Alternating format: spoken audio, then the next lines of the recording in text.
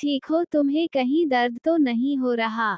आकाश ने वाणी की फर्क करते हुए पूछा, जिसका वाणी काश के सवाल का कोई भी जवाब देती उससे पहले ही उसकी नजर बगल में खाली पड़े बेबीज के झूलों पर गई, जिन्हें देखते ही वाणी ने आकाश से सवाल किया, आकाश जी हमारे बच्चे कहाँ है? वो कहते हुए वाणी पैनिक होने लगी, क्योंकि वाणी को अपने साथ हुआ इंसिडेंट याद आ गया था, जिसके याद आते ही उसकी आंखों से आंसू बहने लगे। वाणी की लग रहा था कि उसने अपने बच्चों को खो दिया। वाणी को पैनिक करते देख आकाश ने फौरन से उसे अपने सीने से लगा लिया। आकाश वाणी के सर को सहलाते हुए बोला, डोंट बी पैनिक, हमारे बच्चे ठीक है। लेकिन वाणी को तो जैसे कुछ सुनाई ही नहीं दे रहा था। वाणी आकाश के सीने से लगकर रोए जा रही थी। उसके मुंह पर बस एक ही सवाल था, उसके बच्चे कहाँ है? जिसे देख वहां सभी परेशान हो गए। तभी रूम का दरवाजा खुला और वहां से टिया और इसके साथ एक नर्स अंदर आई। उनकी गोद में दो क्यूट से बेबी थे, जो इस वक्त रो रहे थे।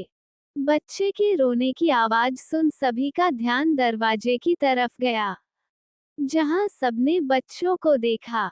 दोनों बच्चे सफेद कपड़े में लिपटे थे, दोनों ही क्यूट लग रहे थे। तभी टिया मुस्कुराते हुए बोली, ये रहे तुम्हारे बच्चे, अब संभालो इन्हें। दोनों ने रो रोकर पूरा हॉस्पिटल सर पर उठा रखा है। कहते हुए टिया एक बच्चे को आराम से वाणी की तरफ बढ़ाती है। वहीं बच्चों को देख वाणी की आंखें नम हो गई। वो आकाश से दूर हुई और टिया के हाथ से अपने प्यारे से बेबी को अपनी गोद में ले लिया। नज ने दूसरा बच्चा आकाश की गोद में दे दिया। दोनों ही अपने बच्चों को देखकर बहुत खुश थे।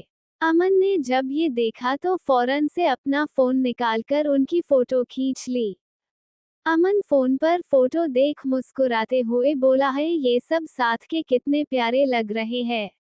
आखिर भाई को फैमिली कंप्लीट हो ही गई। सब भी उन्हें देख रहे थे। वही बच्चे भी अपनी मम्मा पापा की गोद में जाकर शांत हो गए, जिन्हें देख टिया का मुंह बन गया। टिया बोली, तुम्हारे बच्चे भी बिल्कुल तुम लोगों की तरह है। जब मेरे पास थे तो ऐसे चिल्ला चिल्ला कर रो रहे थे। अब अपनी मम्मा पापा के पास पहुंचते ही देखो कैसे चैन की नींद सो गए। वाणी अपने बच्चों को देखती है, फिर एक नजर आकाश को आकाशवाणी के माथे पर किस करता है और कहता है, थैंक यू हमारी फैमिली पूरी करने के लिए। उन दोनों को देख अमन बोला, ओह हेलो, कोई हम पर भी ध्यान दे लो यार। वाणी अमन को देख मुस्कुराई, फिर बोली, बाकी घर वाले कहाँ है? आदि बोला, हमने सबको घर भेज दिया है, वो कल सुबह आपसे मिलने आएंगे। वाणी अपना सर हाँ में हिलाती है। तभी रूही और मीरा आगे आए और वाणी और आकाश की गोद में लेटे बेबीज को देखने लगी। दोनों ही एक से लग रहे थे, जिन्हें देख रूही कंफ्यूज होते हुए बोली, ये दोनों ही एक से है, इनमें से मेरा हैंडसम हंक कौन सा है? तभी मीरा बोली, और मेरा रानी बिटिया कौन सी है? दोनों बेबीज के चेहरे एक से थे, उनकी आंखें बंद थी, दोनों ही अभी सो रहे थे, जिसे देख से कह पाना मुश्किल था कि कौन वाणी की तरह था और कौन आकाश।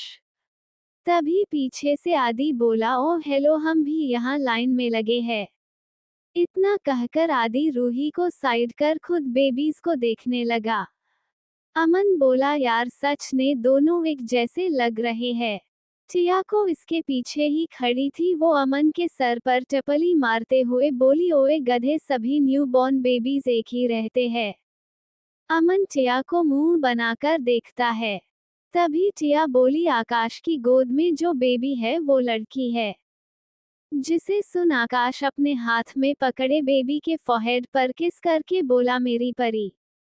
जिसके ऐसा करते ही बेबी के चेहरे पर प्यारी सी मुस्कान आ गई, जिस पर अमन मुस्कुराकर बोला, वाओ भाई की गोद में पापा की परी। टिया आगे कुछ कहती उससे पहले ही अमन वाणी की गोद में सो रहे बेबी की तरफ इशारा करके बोला, और भाभी की गोद में माँ का मगरमच्छ। अमन की बात सुनते ही वाणी की गोद में जो बेबी था वो जोर जोर से रोने लगा। अमन की बात सुनते ही सब अमन को एक साथ घूर कर देखते हैं, जिसे देख अमन अपनी बत्तीसी दिखाते हुए बोला, मैं तो बस मजाक कर रहा था, और वैसे भी मेरे कहने से वो मगरमच्छ थोड़ी ना बन जाएगा। वाणी बेबी को चुप कराने लगी। तभी टिया बोली, डिलीवरी जल्दी होने के कारण बेबी थोड़ी वीक है, इसलिए आपको उनकी ज्यादा केयर करनी होगी। इतना कहकर वो चली गई।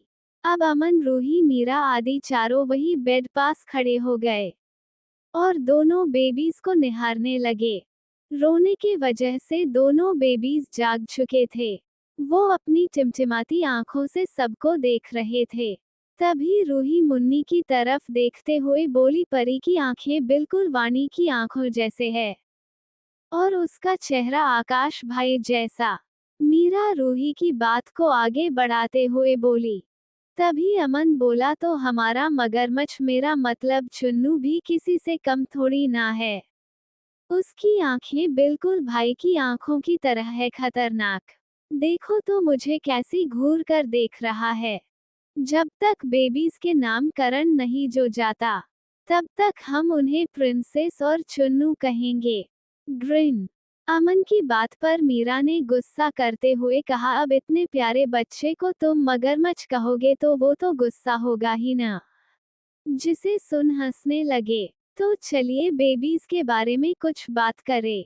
प्रिंसेस, दूध सी गोरी मासूम सा चेहरा, नीली आंखें जिनमें डूब जाने का मन करें। उसके क्यूट से छोटे गाल लाल थे। उसका चेहरा आकाश से मिलता था। अब उसकी हरकतें कैसे जैसे होगी ये तो उनके बड़े होने पर पता चलेगा। अब बारी हमारे चुन्नू जी की। हाँ, बहुत से लोगों को ये नाम पसंद नहीं होगा, लेकिन अब हमारे आकाश भाई साहब ने खुद ये नाम रखा है तो इसमें हम क्या कर सकते हैं। चुन्नू की काली गहरी आंखें, दूध सा गोरा रंग, फूले हुए गाल जो उसे क्यूट तो बनाता था, लेकिन उसकी हरकतें देखकर अभी से पता चल रहा था कि ये अपने पापा के नक्शे कदम पर चलने वाला है। अरे अभी देखा नहीं कैसे अमन को घूर रहा था। दोनों ही बच्चे अपनी मम्मी पापा की कार्बन कॉपी थे। कुछ देर तक सबके साथ बातें करने के बाद अमन, आदि, रूही और मीरा वहां से चले गए। अब आकाश, वाणी और उनके दो सुपर क्यूट बेबी थे। वाणी थकी हुई थी, इसलिए आकाश उठा और दोनों बेबीज को उनके पालने पर जाकर आराम से सुला दिया। आकाश वाणी के पास आया और उसके सर पर प्यार से हाथ फेर कर बोला, बीवी तुम भी सो जाओ, तुम्हें अभी रेस्ट की जरूरत है। इतना बोल आकाश वाणी को बेड पर लेटने में मदद करता है। वाणी को सुलाने के बाद आकाश कमरे से जाने को हुआ था कि वाणी ने उसका हाथ पकड़कर रोक लिया। आकाश पलटकर देखता है, वाणी उसका हाथ पकड़े हुए थी। वाणी आकाश की देख बोली, प्लीज मुझे अकेला छोड़कर मत जाइए। आकाश वाणी के पास आया और उसके फोरहेड पर किस करके बोला, ठीक है मैं कहीं नहीं जा रहा, अब तुम आराम करो। आकाश बेड के पास रखी चेयर पर बैठ गया। वाणी ने अपनी आंखें बंद कर ली। कुछ ही देर में उसे गहरी नींद आ गई। आकाश ने जैसे ही देखा वाणी सो चुकी है, उसने धीमे से अपना हाथ छुड़ाया, फिर जाकर पालने के पास खड़े होकर अपने बच्चों को देखते हुए बोला, जिस किसी ने भी मेरे बच्चों और मेरी जान को नुकसान पहुंचाने की कोशिश की, उसे मैं इतनी खतरनाक मौत मरूंगा कि उसकी रूह भी दोबारा जन्म लेने से कांपेगी। ये मेरा वादा है आप दोनों से। आकाश की आंखें गुस्से से लाल हो चुकी थी, जो काफी डरावनी लग रही थी। वही प्रिंसेस तो आराम से सो रही थी। चुन्नू अपनी टिमटिमाती आंखों से अपने डैड को देख रहा था, जैसे उसे अपने डैड की सारी बातें समझ आ रही हो। आकाश उन्हें देख ही रहा था कि तभी उसका फोन बजा। आकाश पॉकेट से फोन निकालकर कॉलर आईडी में सोम का नाम देखता है। आकाश कॉल उठाकर बोला काम हुआ। फोन के दूसरी तरफ से आवाज आई, सभी इस वक्त बेसमेंट में है। आकाश ने कहा, उनकी अच्छे से खातिरदारी करो, तब तक मैं आ रहा हूँ। इतना कहकर उसने कॉल काट दिया। कॉल कटने के बाद आकाश चुन्नू को देखता है। आकाश बोला, बेटा आपके डैडी को कुछ काम है इसलिए वो जा रहे हैं, थोड़ी देर वापस आ जाएंगे। आकाश की बात सुन चुन्नू अपनी आंखें झपकाता है, जिसे देख आकाश के चेहरे पर मुस्कान आ गई। आकाश बोला, दैट्स माय बॉय। उसके बाद एक नजर अपनी प्रिंसेस को देख आकाश वहां से चला गया। दूसरी ओर बेसमेंट में कुछ लोग खून से लथपथ फ्लो पर पड़े थे। उनके शरीर से खून रिस रहा था। सभी की हालत अधमरी हो चुकी थी, लेकिन फिर भी वहां उन पर कोई रहम नहीं दिखा रहा था। सामने खड़ा सोम उन्हें गुस्से भरी नजरों से देख रहा था। सोम अपने आदमियों को ऑर्डर देते हुए बोला, उन्होंने कुछ बताया? सोम का एक गार्ड्स राहुल अपना सर नाते में हिलाकर बोला, नो सर। राहुल आगे बोला, हमने पता कराया है, ये सब फंक्शन में केटरर और वेटर बनकर घुसे थे। ये मैम और हमारे लिटिल मास्टर्स को। इतना कहकर राहुल शांत हो गया, क्योंकि उसके सामने इस वक्त आकाश खड़ा था, जो अभी अभी वहां आया था। जब आकाश ने रोहन की बात सुनी तो उसके चेहरे के एक्सप्रेशन डार्क हो गए, जिसे देख राहुल को डर लगने लगा था। सोम ने अभी तक आकाश को नहीं देखा था क्योंकि वो उसके पीछे खड़ा था। सोम राहुल को ऑर्डर देते हुए बोला, इन्हें तब तक टॉर्चर करो जब तक ये अपने बॉस का नाम न बताएं, इन्हें ऐसे ही मारते रहो। तभी पीछे से आकाश की डरावनी आवाज आए, इन सबको एक एक कर मगरमच्छ के तालाब में डाल दो, वो भी जिंदा। आकाश की बात सुनते ही जितने लोग वहां नीचे बैठे थे, सभी थर थर कांपने लगे। उनमें से एक आदमी को उन सब का लीडर था। वो आकाश के सामने गिड़गिड़ाते हुए बोला, हमें माफ कर दो, हमने तुम्हारे बीवी और बच्चे को कुछ भी नहीं किया। हम यहाँ उन्हें मारने नहीं आए थे, हमें तो बस उन्हें किडनैप करने का ऑर्डर मिला था। आदमी की बात सुनते ही राहुल अपने मन में बोला, साला मैं इन्हें इतनी देर से टॉर्चर करके थक गया। इन्होंने एक शब्द भी नहीं कहा और देखो बॉस के आते ही रट्टू तोता जैसे सब बक दिया। राहुल अपने ख्यालों में था। आकाश की आवाज से उसका ध्यान टूटा। किसने भेजा तुम्हें? आकाश की गरजती आवाज सबके कानों में पड़ी, जिसे सुन वहां सभी लोग डर से कांप गए। जो आदमी आकाश के सामने बोल रहा था वो डरते हुए बोला, अगर हमने उनका नाम लिया तो वो हमें और हमारे परिवार को मार डालेगा। आकाश अपनी जलती निगाहों से उसे देख रहा था।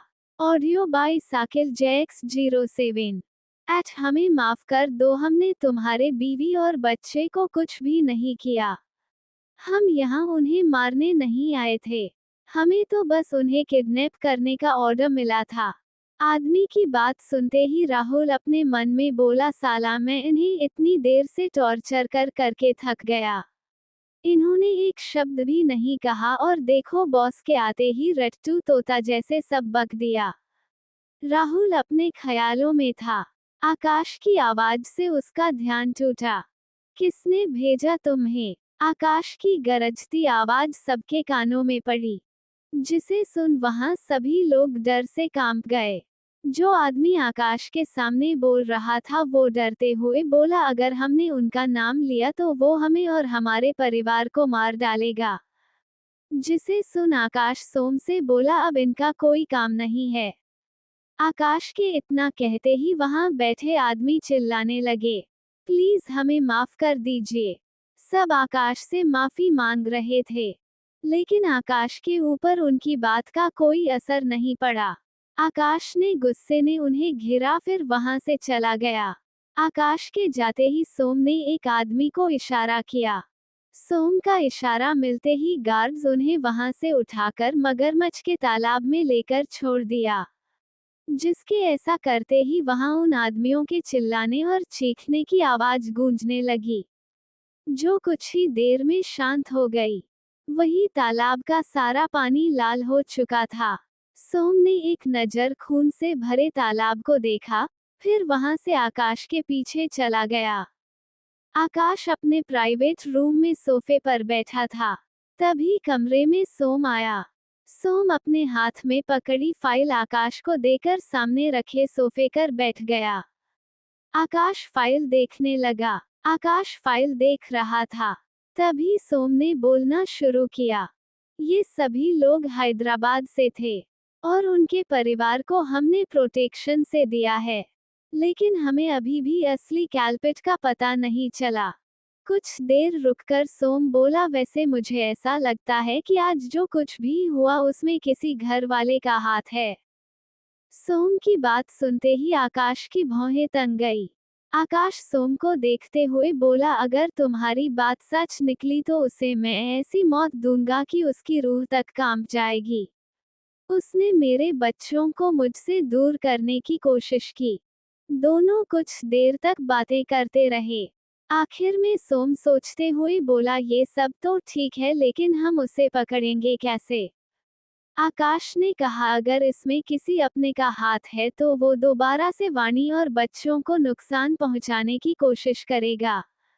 सोम सहमति में अपना सर हाँ में हिलाता है। रात को 2 बजे हॉस्पिटल में अमन, रूही, मीरा और आदि चारों पैलेस वापस जा चुके थे। रोनित वाणी के पास हॉस्पिटल में रुका था, लेकिन वो कुछ काम से टिया के केबिन में गया था। वहीं अंदर वाणी बेड पर सो रही थी। कमरे में शांति थी। तभी रूम का दरवाजा खुला, जहां से काली परछाई कमरे में अंदर आई। उसने एक नजर बेड पर सो रही वाणी को देखा, फिर दबे पांव बेबीज के झूले की तरफ बढ़ गया। उसने ये सब बिना शोर के किया था। शख्स जाकर बच्चों के झूले के सामने खड़ा होकर दोनों को देखने लगा। उसने देखा, वाणी का प्यारा राजा बेटा चुन्नू आराम से सो रहा था। प्रिंसेस जाग रही थी। वो अपने नन्हे हाथ पैर चला रहा था और मुस्कुरा रही थी। जैसे ही उसने अपने सामने खड़े शख्स को देखा, तो पहले तो वो खिलखिला के हंसने लगी। हंसते हुए वो और भी ज्यादा क्यूट लग रही थी। जब शख्स ने नन्ही सी परी को हंसते देखा तो उसे अपनी गोद में उठाने के लिए अपने हाथ आगे बढ़ा दिए। वो उसे छू भी पाता उससे पहले ही बच्ची ने रोना चालू कर दिया। उसके रोने की आवाज सुन चुन्नू जाग गया। जब उसने अपनी बहन की रोने की आवाज सुनी तो उसके साथ उसने भी रोना चालू कर दिया। वहीं उनके सामने खड़े आदमी ने जब दोनों भाई बहन को रोते देखा तो वो परेशान हो गया। उसने अपना सर उठाकर जल्दी से वाणी की तरफ देखा, जो बच्चों के रोने की आवाज सुनकर नींद में कसमसाने लगी थी। वाणी को उठाते देख आदमी परेशान हो गया। तभी कमरे का दरवाजा खुला और वहां से 2 नर्स भागकर कमरे में आई। वो दोनों को देखकर लग रहा था जैसे वो अभी अभी सोकर उठी हो। नर्स ने अंदर आकर सामने खड़े आदमी को देखा, तो दोनों ने अपना सर झुका लिया। बच्चे अभी भी रो रहे थे। तभी एक नर्स डरते हुए बोली, सर शायद बच्चों को भूख लगी है। नर्स की बात सुनकर आदमी ने नर्स की जाने का इशारा किया। दोनों नर्स डरते हुए बच्चों को देखती है। उसके बाद वो वहां से चली गई। तब तक वाणी की नींद भी खुल चुकी थी। वाणी उठकर बेड पर बैठ गई। उसने देखा उसके बच्चों के पालने के पास खड़ा आदमी प्रिंसेस को अपनी गोद में उठाकर उसे चुप कराने की कोशिश कर रहा था। वहीं दूसरा बेबी अभी भी झूले में रो रहा था। तभी वाणी बोली, आकाश आप प्रिंसेस की हमें दे दे। जी, ये आदमी आकाश था। आकाश ने मुस्कुराकर अपना सर हिलाया और प्रिंसेस को वाणी की गोद में दे दिया। प्रिंसेस को लेकर वाणी उसे फीड कराने लगी। आकाश जाकर अपने बेटे की अपनी गोद में उठा लेता है। जहां आकाश की गोद में जाते ही वो शांत हो गया। हमें माफ कर दो, हमने तुम्हारे बीवी और बच्चे को कुछ भी नहीं किया। हम यहाँ उन्हें मारने नहीं आए थे। हमें तो बस उन्हें किडनैप करने का ऑर्डर मिला था। आदमी की बात सुनते ही राहुल अपने मन में बोला, साला मैं इन्हें इतनी देर से टॉर्चर कर करके थक गया। इन्होंने एक शब्द भी नहीं कहा और देखो बॉस के आते ही रट्टू तोता जैसे सब बक दिया। राहुल अपने ख्यालों में था। आकाश की आवाज से उसका ध्यान टूटा। किसने भेजा तुम्हें? आकाश की गरजती आवाज सबके कानों में पड़ी, जिसे सुन वहां सभी लोग डर से कांप गए। जो आदमी आकाश के सामने बोल रहा था वो डरते हुए बोला, अगर हमने उनका नाम लिया तो वो हमें और हमारे परिवार को मार डालेगा। जिसे सुन आकाश सोम से बोला, अब इनका कोई काम नहीं है। आकाश के इतना कहते ही वहां बैठे आदमी चिल्लाने लगे, प्लीज हमें माफ कर दीजिए। सब आकाश से माफी मांग रहे थे, लेकिन आकाश के ऊपर उनकी बात का कोई असर नहीं पड़ा। आकाश वहां से चला गया। आकाश के जाते ही सोम ने एक आदमी को इशारा किया। सोम का इशारा मिलते ही गार्ड्स उन्हें वहां से उठाकर ले गए। सोम आकाश के पीछे चला गया। आकाश अपने प्राइवेट रूम में सोफे पर बैठा था। तभी कमरे में सोम आया। सोम अपने हाथ में पकड़ी फाइल आकाश को देकर सामने रखे सोफे पर बैठ गया। आकाश फाइल देखने लगा। आकाश फाइल देख रहा था। तभी सोम ने बोलना शुरू किया, ये सभी लोग हैदराबाद से थे और उनके परिवार को हमने प्रोटेक्शन से दिया है, लेकिन हमें अभी भी असली कैल्पिट का पता नहीं चला। कुछ देर रुककर सोम बोला, वैसे मुझे ऐसा लगता है कि आज जो कुछ भी हुआ उसमें किसी घर वाले का हाथ है। सोम की बात सुनते ही आकाश की भौहें तन गई। आकाश सोम को देखते हुए बोला, अगर तुम्हारी बात सच निकली तो उसे मैं ऐसी मौत दूंगा कि उसकी रूह तक कांप जाएगी। उसने मेरे बच्चों को मुझसे दूर करने की कोशिश की। दोनों कुछ देर तक बातें करते रहे। आखिर में सोम सोचते हुए बोला, ये सब तो ठीक है, लेकिन हम उसे पकड़ेंगे कैसे? आकाश ने कहा, अगर इसमें किसी अपने का हाथ है तो वो दोबारा से वाणी और बच्चों को नुकसान पहुंचाने की कोशिश करेगा। सोम सहमति में अपना सर हाँ में हिलाता है। रात को 2 बजे हॉस्पिटल में अमन, रूही, मीरा और आदि चारों पैलेस वापस जा चुके थे। रोनित वाणी के पास हॉस्पिटल में रुका था, लेकिन वो कुछ काम से टिया के केबिन में गया था। वहीं अंदर वाणी बेड पर सो रही थी। कमरे में शांति थी। तभी रूम का दरवाजा खुला, जहां से काली परछाई कमरे में अंदर आई। उसने एक नजर बेड पर सो रही वाणी को देखा, फिर दबे पांव बेबीज के झूले की तरफ बढ़ गया। उसने ये सब बिना शोर के किया था। शख्स जाकर बच्चों के झूले के सामने खड़ा होकर दोनों को देखने लगा। उसने देखा, वाणी का प्यारा राजा बेटा चुन्नू आराम से सो रहा था। प्रिंसेस जाग रही थी। वो अपने नन्हे हाथ पैर चला रहा था और मुस्कुरा रही थी। जैसे ही उसने अपने सामने खड़े शख्स को देखा, तो पहले तो वो खिलखिला के हंसने लगी। हंसते हुए वो और भी ज्यादा क्यूट लग रही थी। जब शख्स ने नन्ही सी परी को हंसते देखा तो उसे अपनी गोद में उठाने के लिए अपने हाथ आगे बढ़ा दिए। वो उसे छू भी पाता उससे पहले ही बच्ची ने रोना चालू कर दिया। उसके रोने की आवाज सुन चुन्नू जाग गया। जब उसने अपनी बहन की रोने की आवाज सुनी तो उसके साथ उसने भी रोना चालू कर दिया। वहीं उनके सामने खड़े आदमी ने जब दोनों भाई बहन को रोते देखा तो वो परेशान हो गया। उसने अपना सर उठाकर जल्दी से वाणी की तरफ देखा, जो बच्चों के रोने की आवाज सुनकर नींद में कसमसाने लगी थी। वाणी को उठाते देख आदमी परेशान हो गया। तभी कमरे का दरवाजा खुला और वहां से 2 नर्स भागकर कमरे में आई। वो दोनों को देखकर लग रहा था जैसे वो अभी अभी सोकर उठी हो। नर्स ने अंदर आकर सामने खड़े आदमी को देखा, तो दोनों ने अपना सर झुका लिया। बच्चे अभी भी रो रहे थे। तभी एक नर्स डरते हुए बोली, सर शायद बच्चों को भूख लगी है। नर्स की बात सुनकर आदमी ने नर्स की जाने का इशारा किया। दोनों नर्स डरते हुए बच्चों को देखती है। उसके बाद वो वहां से चली गई। तब तक वाणी की नींद भी खुल चुकी थी। वाणी उठकर बेड पर बैठ गई। उसने देखा उसके बच्चों के पालने के पास खड़ा आदमी प्रिंसेस को अपनी गोद में उठाकर उसे चुप कराने की कोशिश कर रहा था। वहीं दूसरा बेबी अभी भी झूले में रो रहा था। तभी वाणी बोली, आकाश आप प्रिंसेस की हमें दे दे। जी ये आदमी आकाश था। आकाश ने मुस्कुराकर अपना सर हिलाया और प्रिंसेस को वाणी की गोद में दे दिया। प्रिंसेस को लेकर वाणी उसे फीड कराने लगी। आकाश जाकर अपने बेटे की अपनी गोद में उठा लेता है। जहां आकाश की गोद में जाते ही वो शांत हो गया। Audio by Sakil Jax 07। Akash आप प्रिंसेस की हमें दे दे। जी ये कोई और नहीं बल्कि आकाश था। आकाश ने मुस्कुराकर अपना सर हिलाया और प्रिंसेस को वाणी की गोद में दे दिया। प्रिंसेस को लेकर वाणी उसे फीड कराने लगी।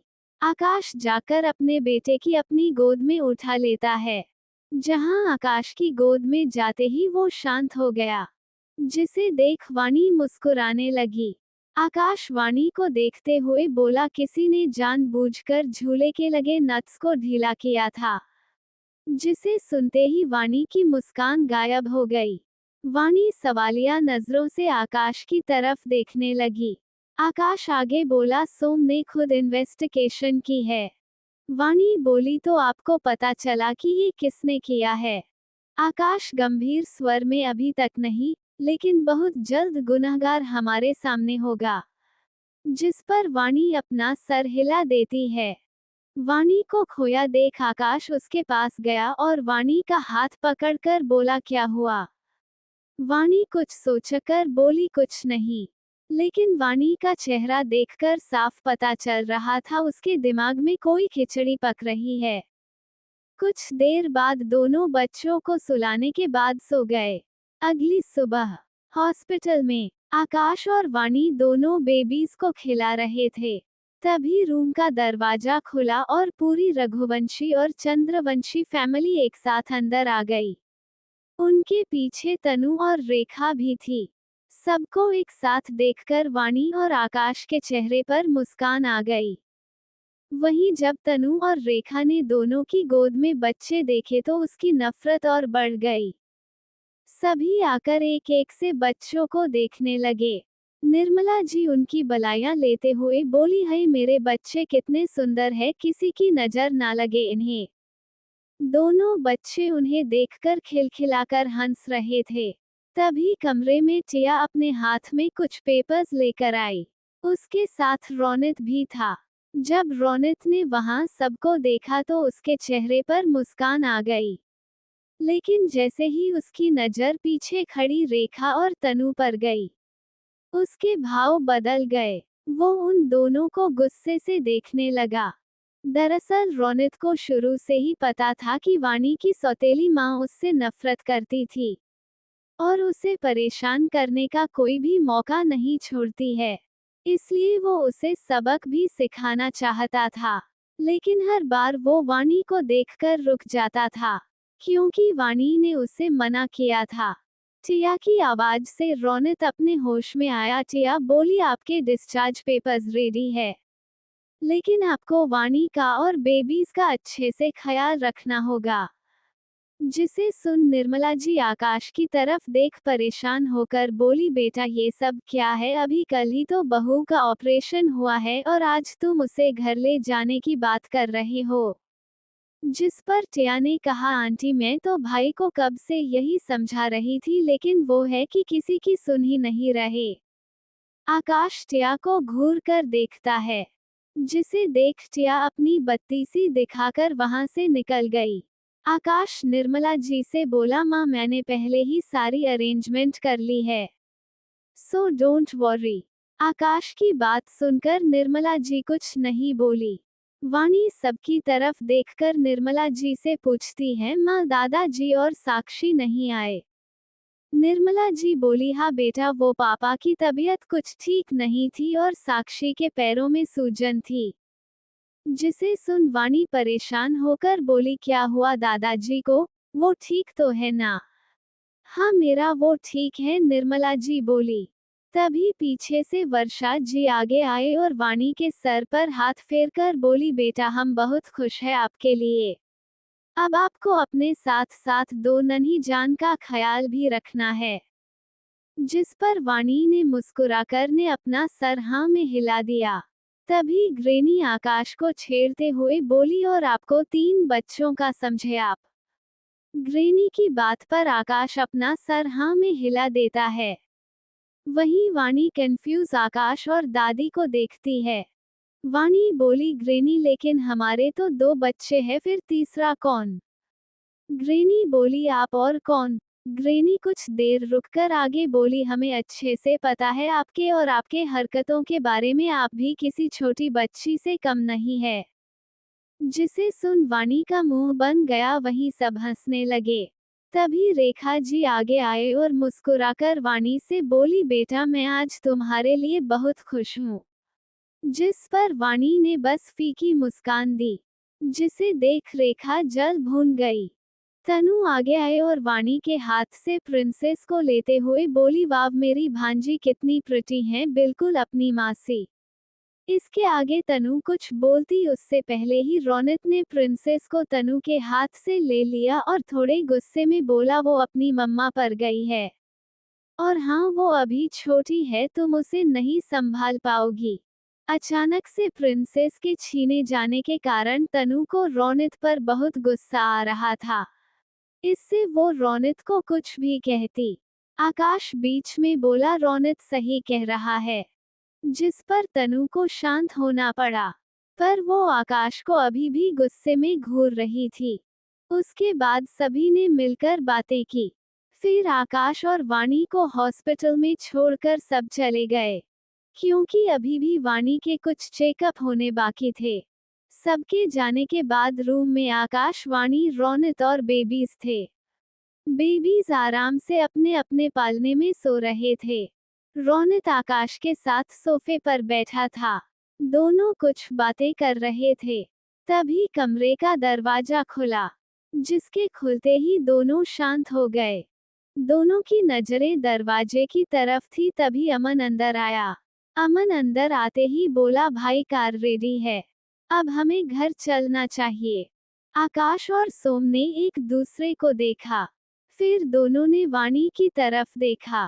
तीनों ही इशारे इशारे के एक दूसरे से कुछ बात करते हैं। उसके बाद आकाश खड़ा हुआ और वाणी को अपनी बाहों में उठा लिया, जिसे देख वाणी चौंक गई। वाणी हड़बड़ाकर आकाश से बोली, ये आप क्या कर रहे हैं? नीचे उतारिए मुझे। जिस पर आकाश ने कहा, अभी तुम वीक हो, इसलिए तुम्हें जहां भी जाना होगा मैं लेकर चलूंगा।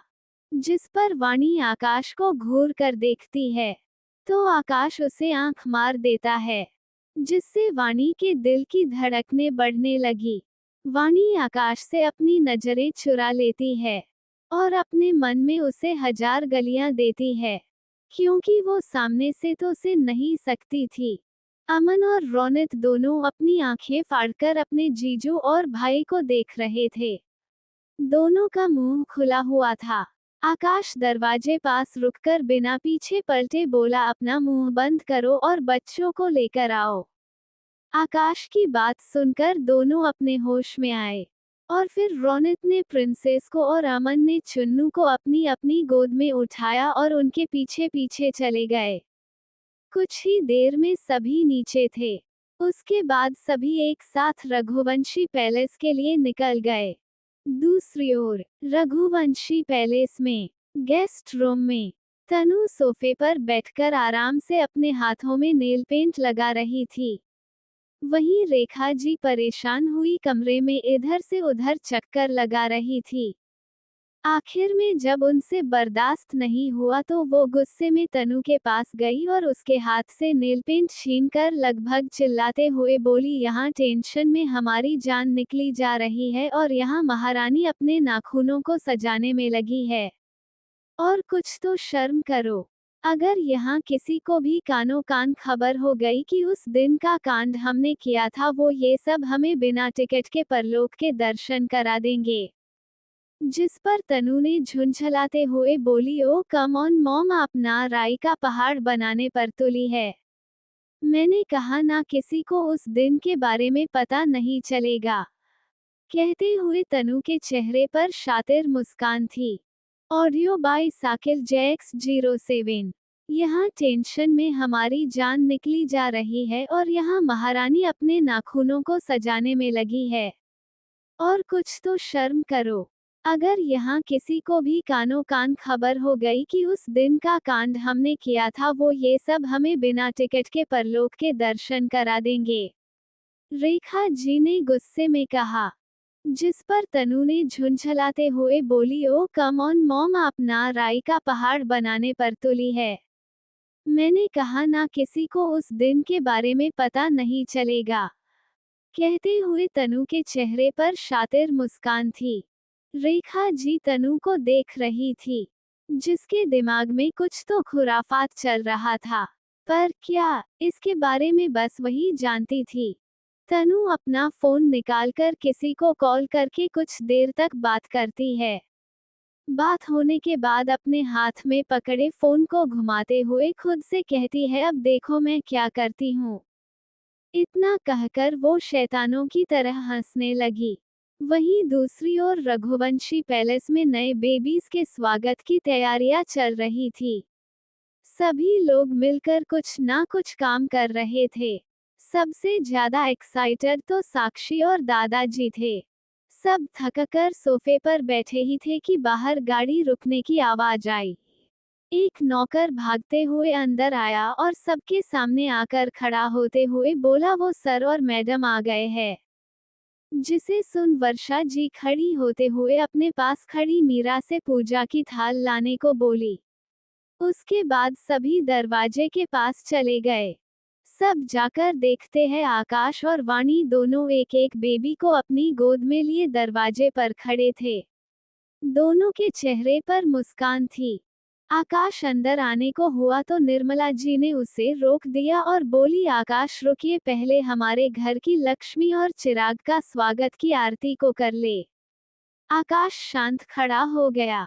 उनके पीछे अमन और रौनीत भी खड़े थे। रौनीत की नजरें वहां किसी को ढूंढ रही थी, लेकिन शायद उसे वो नहीं मिला। वाणी और आकाश देखते हैं, पैलेस को बहुत सुंदर फूलों और लाइट से सजाया गया था। वहीं दरवाजे से अंदर हॉल तक फूल, गेंदे और गुलाब के फूल की पंखुड़ियां बिछी थी। और हॉल के बीच में बड़ा सा हॉट बना था, जिसके अंदर गुलाब की पंखुड़ियों से वेलकम स्वीट होम लिखा था। तभी मीरा अपने हाथ में पूजा की थाल लेकर आ गई। निर्मला जी ने मीरा से थाल ली। उसके बाद उनकी आरती करके उन्हें अंदर आने को कहा। निर्मला जी वाणी के पास आकर प्यार से बोली, बेटा चलो पहले माता रानी का आशीर्वाद ले लो, उसके बाद अपने कमरे में जाकर आराम करना। वाणी अपना सर हाँ में हिलाती है। मंदिर से लौटने के बाद आकाश, वाणी और उनके क्यूट बेबीज अपने कमरे में थे। वाणी जब कमरे को देखती है तो हैरान रह जाती है, क्योंकि उनके कमरे का इंटीरियर पूरी तरह से बदला हुआ था। कमरे में चारों तरफ बच्चों के खिलौने थे और वाणी और आकाश के बेड के बगल में दोनों बेबीज के पालने थे। प्रिंसेस का पालना पिंक कलर, वहीं चुन्नू का पालना ब्लू कलर का था। वाणी कमरे को हैरानी से देख रही थी। तभी आकाश वाणी के कंधे पर एक हाथ रख उसके कान में कहता है, क्या हुआ बीवी, तुम्हें ये पसंद नहीं आया? वाणी मुस्कुराकर बोली, ये बहुत सुंदर है, लेकिन आपने ये सब कब किया? क्योंकि आकाश तो पूरा टाइम वाणी के साथ था। वाणी अभी सोच ही रही थी कि तभी पीछे से सोम, मीरा, आदि, रूही, साक्षी और अमन आ गए। वाणी के रिएक्शन देख रूही बोली, तभी जब तुम हॉस्पिटल थी। वाणी रूही को सवालिया नजरों से देखती है, तो सोम वाणी को बताता है, आकाश ने बहुत पहले ही इन सब की तैयारी कर ली थी और ये सब आपके लिए सरप्राइज था। सोम की बात सुन वाणी आकाश को अपनी नाम आंखों देखती है। तो अमन आगे आकर कहता है, लेकिन इसमें हमने भी बिग ब्रो की मदद की है ना ब्रो। कहते हुए अमन आकाश को इशारा करता है, जिस पर आकाश अपना सर हाँ में हिलाता है। वो बातें कर रहे थे कि तभी प्रिंसेस जोको वाणी की गोद में थी। उसने रोना शुरू कर दिया। प्रिंसेस के रोने की आवाज सुन सबका ध्यान दोनों बेबीज की तरफ गया। वाणी प्रिंसेस को हिलाते हुए शांत करने की कोशिश करने लगी। मीरा बोली, लगता है प्रिंसेस भूखी है। वाणी भी अपना सर हाँ के हिलाती है और कमरे में आकर बेड पर बैठ जाती है। आकाश, अमन और सोम वही थे, जिन्हें देख रूही बोली, आप सब बाहर जाइए। आकाश ने मीरा की गोद में चुन्नू को दिया और कमरे से बाहर चला गया। उसके पीछे पीछे सोम और अमन भी चले गए। वाणी प्रिंसेस को दूध पिलाने लगी और मीरा और रूही छोटे नवाब के साथ खेलने में बिजी थी। वही कमरे से निकलने के बाद सभी स्टडी रूम में गए, जहां आदि और रौनक पहले से उनका वेट कर रहे थे। सबके अंदर आने के बाद अमन ने एक बार कॉरिडोर में झांक कर देखा कि कहीं कोई उनका पीछा तो नहीं कर रहा। किसी के न देखने के उसने दरवाजा अंदर से बंद कर लिया और बाकी सबके साथ सोफे पर जाकर बैठ गया। वहीं स्टडी रूम के बाहर थोड़ी दूर लगे एक पिलर के पीछे छिपकर कोई उन सब पर नजर रख रहा था। दरवाजे को बंद होते देख उसने गुस्से से पिलर पर अपना हाथ मार दिया। वहीं अंदर सभी इस वक्त सीरियस लग रहे थे। आकाश बिल्कुल एक्सप्रेशन लेस होकर बैठा था। तभी सोम ने बोलना शुरू किया, तुमने जैसा कहा था हमने उन आदमियों की फैमिली को सेफ प्लेस पर पहुंचा दिया है और हमारे लोग इस बात का ध्यान रख रहे हैं उन्हें कोई कमी ना हो। जिस पर आकाश अपना सर हाँ में हिलाता है। कुछ देर खामोश रहने के बाद आकाश बोला, पता चला उन लोगों को किसने भेजा था। सोम निराश होकर बोला, हमने इन्वेस्टिगेशन की थी, लेकिन उस आदमी के बारे में हमें कुछ पता नहीं चला। तभी रौनक बोला, खतरा अभी टला नहीं है। अभी इन सब के बारे में बात करने के बजाय हमें ये सोचना चाहिए कि हम दी और बेबीज की सेफ्टी के लिए क्या करें। रौनक की बात पर हामी भरते हुए आदि ने कहा, साले साहब सही कह रहे हैं। अभी उस बुज़दिल को पकड़ने के बजाय हमें भाभी और बच्चों के बारे में सोचना चाहिए। आकाश खामोशी से चारों की बातें सुन रहा था। आकाश को खामोश देख अमन आकाश के कंधे पर हाथ रख बोला, what happened bro. Akash serious tone में बोला, तुम सब दुश्मन का पता लगाना कंटिन्यू रखो, वो जरूर कोई गलती करेगा। सब अपने अपने प्लान्स एक दूसरे से शेयर कर रहे थे। कुछ डिसाइड करने के बाद सब कमरे से बाहर निकल गए। उन सबके जाते ही पिलर के पीछे छिपा शख्स निकलकर बाहर आया। उसके चेहरे पर कुटिल मुस्कान थी। दरअसल कमरे में अंदर चली रही बातें वो छिपकर सुन रहा था। रात में सभी ने एक साथ मिलकर डिनर किया, जिनके साथ तनु और रेखा जी भी थी। वाणी और आकाश का खाना उनके कमरे में भेज दिया था, क्योंकि वाणी अभी ज्यादा चलने फिरने की हालत में नहीं थी। सब डिनर करने के बाद वाणी के कमरे से चले गए, जहां पहुंचकर सब लोग देखते हैं वाणी आराम से बेड पर लेटी सो रही थी। वहीं आकाश अपनी प्रिंसेस को अपनी गोद में लेकर उसे सुलाने की कोशिश कर रहा था। प्रिंसेस जब शांत नहीं होती तो आकाश अपने अजीब अजीब से मुंह बनाकर उसे हंसाने की कोशिश करता है, जिसे देख प्रिंसेस भी खिलखिलाकर हंसती है। वहीं हमारे छोटे नवाब साहब आराम से पालने में लेटे छत को टुकुर टुकुर देख रहे थे। आकाश को देखकर निर्मला जी की आंखें नम हो गई। वो बोली, देखते ही देखते हमारे बच्चे इतने बड़े हो गए। तभी वर्षा जी निर्मला जी के कंधे पर हाथ रख उन्हें कमरे में अंदर ले आती है। उनके पीछे बाकी की गैंग लोग भी अंदर आ जाते हैं। जब अमन ने आकाश को ऐसे देखा तो आकाश का मजाक उड़ाते हुए कहता है, वाह, दूसरों की रात की नींद उड़ाने वाले की आज खुद नींद गायब है। अमन ने प्रिंसेस की तरफ देखकर आगे कहा, वेरी गुड माय प्रिंसेस, तुम ही हो जो मेरे क्यूरल भाई से अपने चाचू का बदला ले सकती हो। जिसे सुन आकाश अमन को घूर कर देखता है, जिसे देख अमन अपनी बत्तीसी दिखाकर निर्मला जी के पीछे छिप गया। वहीं उनकी ऐसे हरकतें देख सब हंसने लगे। आकाश अपने मन में बोला, हंस ले बेटा, हंसे ले, बहुत जल्द तेरा भी नंबर आने वाला है। सबकी आवाज सुनकर वाणी की नींद खुल गई।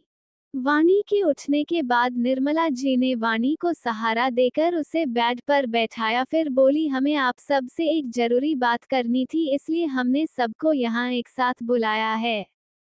जिसे सब निर्मला जी को देखने लगे। Audio by Sakil Jax 07। Very good my princess, तुम ही हो जो मेरे क्यूरल भाई से अपने चाचू का बदला ले सकती हो। जिसे सुन आकाश अमन को घूर कर देखता है, जिसे देख अमन अपनी बत्तीसी दिखाकर निर्मला जी के पीछे छिप गया। वहीं उनकी ऐसे हरकतें देख सब हंसने लगे। आकाश अपने मन में बोला, हंस ले बेटा, हंसे ले, बहुत जल्द तेरा भी नंबर आने वाला है। सबकी आवाज सुनकर वाणी की नींद खुल गई। वाणी के उठने के बाद निर्मला जी ने वाणी को सहारा देकर उसे बेड पर बैठाया, फिर बोली, हमें आप सब से एक जरूरी बात करनी थी, इसलिए हमने सबको यहाँ एक साथ बुलाया है। जिसे सब निर्मला जी को देखने लगे। निर्मला जी सबको अपनी तरफ देखते देख बोली, आप सब बच्चों के नाम सोच लीजिए, क्योंकि हमने पंडित जी से बच्चों के नामकरण की पूजा के लिए बात की है, जो 3 दिन बाद है। निर्मला जी की बात सुन सब एक्साइटेड हो गए। अमन खुश होकर बोला, नामकरण, ये उसमें तो बहुत मजा आने वाला है। तभी रूही भी खुशी होकर बोली, मैंने तो बच्चों के नाम भी सोच लीजिए है। मेरे प्रिंस चार्मिंग का नाम ध्रुव और प्रिंसेस का नाम ध्रुवी। जिसे सुन आदि बोला, हूँ ये भी कोई अच्छा नाम है। इनसे अच्छे नाम तो मैंने सोच रखे हैं।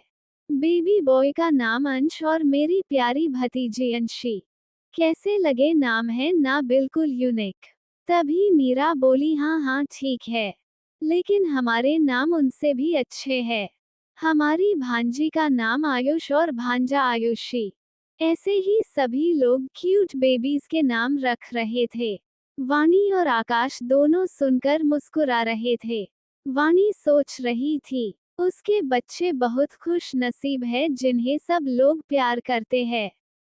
उसके बाद अपना पूरा परिवार था, लेकिन कोई था जो दूर खड़े होकर अपनी जलती आंखों से देख रही थी। वो थी रेखा और उसकी चुड़ैल बेटी तनु। दोनों वाणी को कोस रही थी, लेकिन अपने मन में। तनु अपने मन में, हूँ नामकरण माय फुट। इनकी एक्साइटमेंट देखकर ऐसा लग रहा है जैसे ना नाम करना ना होकर ग्रैंड पार्टी हो। लेकिन बेचारी तनु को क्या पता कि यहाँ तो छोटी सी खुशी में भी सब ग्रेट ग्रेट पार्टी मनाते हैं। अब तो कमरे में बेबीज के नाम को लेकर युद्ध छिड़ चुका था।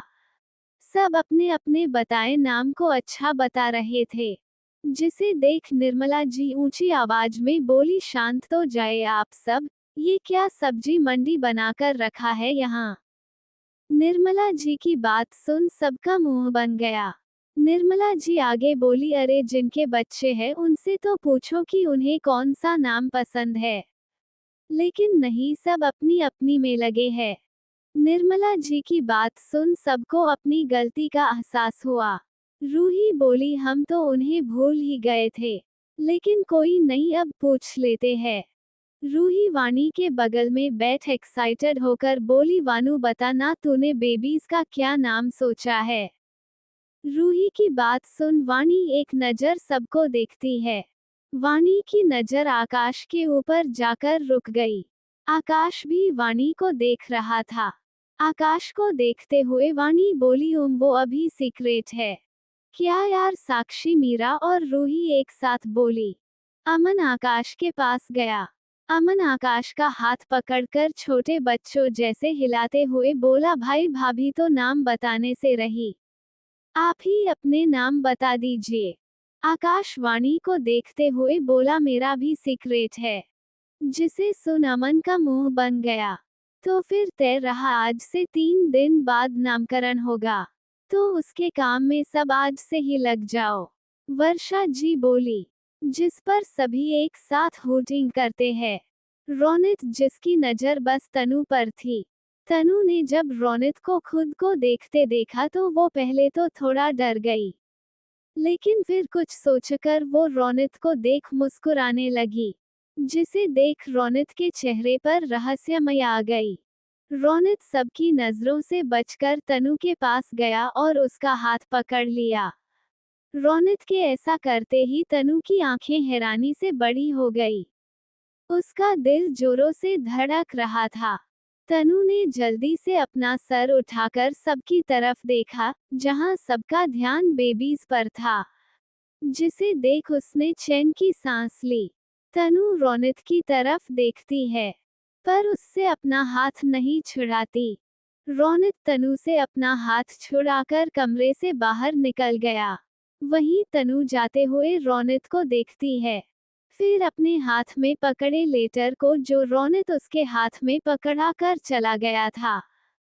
तनु सबकी नजरों से बचकर लेटर को खोलकर पढ़ती है, जिसमें लिखा था, मुझसे आकर टेरेस पर मिलो। उसी के साथ एक दिल भी बना था, जिसे पढ़ने के बाद तनु का चेहरा खुशी से खिल उठा। वो जल्दी से सबकी नजर से छिपकर कमरे से बाहर निकल गई, लेकिन सोम और आदि ने उसे जाते हुए देख लिया था। तनु को जाते देख दोनों के चेहरे पर शातिर मुस्कान आ गई, जिसे उन्होंने जल्दी ही छुपा लिया। कुछ देर बात करने के बाद सभी लोग वाणी के कमरे से चले गए। वाणी और आकाश भी अपने कमरे में सो गए। दूसरी ओर तनु टेरेस पर जाने से पहले अपने कमरे में गई। तनु सीधा आईने के पास गई और खुद को आईने में देखने लगी। वो ड्रॉर से लिपस्टिक निकालकर अपने लिप्स पर लगाती है।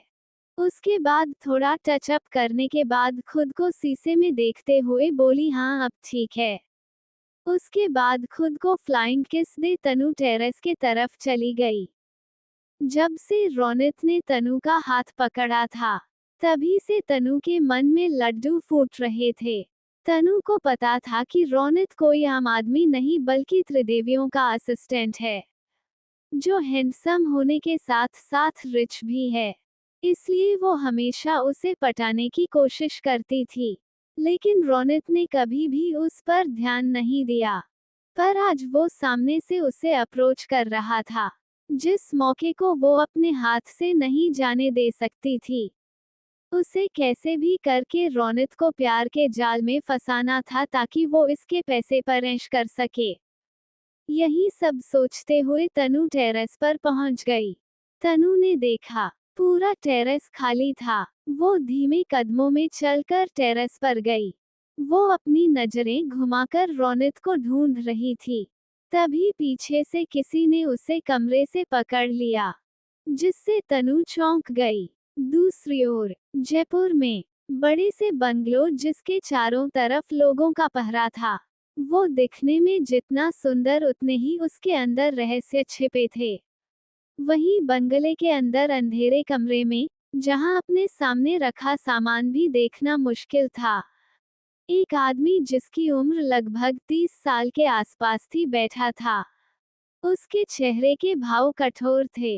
वो गुस्से में दिख रहा था। वो रोलिंग चेयर को अपने पैर से हिला रहा था। तभी उसका फोन बजा। उसने कॉल उठाया और अपनी कठोर आवाज में बोला, काम हुआ। तभी फोन के दूसरी तरफ से आदमी की आवाज आई, नहीं हुकुम सा, हमने कोशिश की लेकिन उससे पहले ही उस लड़की का एक्सीडेंट हो गया। जिसे सुन आदमी घबराहट में चिल्ला कर बोला, क्या हुआ उसे? वो ठीक तो है ना? मैंने एक काम कहा था तुमसे, वो भी नहीं हुआ, उल्टा मेरी वानू को तुम्हारी वजह से चोट लग गई। पहले आदमी को उतने गुस्से में देख दूसरा आदमी डर गया। वो अपनी सफाई देते हुए बोला, हुकुम सा हमने कुछ भी नहीं किया। हम तो बस उन्हें लेने गए थे।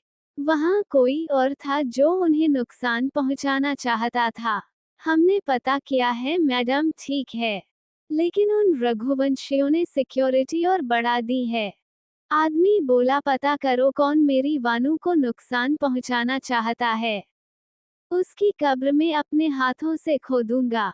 और हाँ, जैसे ही तुम्हें मौका मिले उसे लेकर मेरे पास आओ। इतना कहकर उसने कॉल काट दिया। फिर अपने फोन की स्क्रीन को देखने लगा, जिस पर वाणी की वॉलपेपर लगी हुई थी, जिसमें वाणी ने ब्लैक वेयर पहने थे, बालों को खुला छोड़ रखा था और उसके एक हाथ के गन थी। वाणी उस फोटो में कहर ढा रही थी। वाणी को फोटो को देखते हुए आदमी ने कहा, वानू तुम्हारे साथ जो भी हुआ उसका बदला मैं लेकर रहूंगा और तुम्हें अपने पास वापस लेकर आऊंगा।